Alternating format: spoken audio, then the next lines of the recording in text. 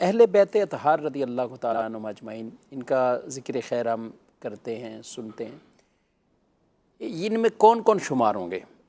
دیکھیں، اہل بیت اطہار میں نبی پاک صلی اللہ علیہ وسلم کے گھرانے والے شامل ہیں۔ اب اس گھرانے کے اندر کون ہیں؟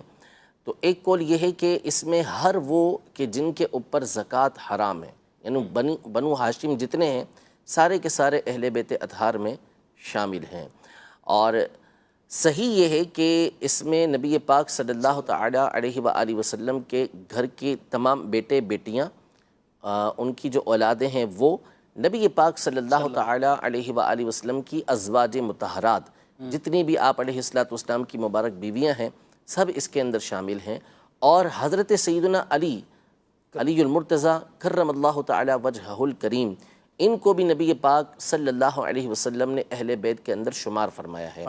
یعنی خود نبی پاک صلی اللہ علیہ وسلم نے حضرت امام حسن، امام حسین، ان دونوں کے والدین یعنی سیدہ فاطمہ زہرا رضی اللہ تعالی عنہا اور سیدنا علی رضی اللہ تعالی عنہ، ان تمام کو ایک چادر میں لیا اور فرمایا کہ اے اللہ یہ میرے اہل بیت ہیں۔ تو حضرت علی رضی اللہ تعالی عنہ اگرچہ کہ داماد ہیں، ٹھیک ہے، لیکن نبی پاک صلی اللہ علیہ وسلم نے اعزاز کے ساتھ ان کو اہل بیت اطہار کے اندر شمار فرمایا ہے، تو یہ اس کے اندر شمار ہوتے ہیں۔ تو جو اہل بیت اطہار کے فضائل ہیں وہ سیدنا علی المرتضیٰ کرم اللہ تعالی وجہہ الکریم کو بھی حاصل ہیں۔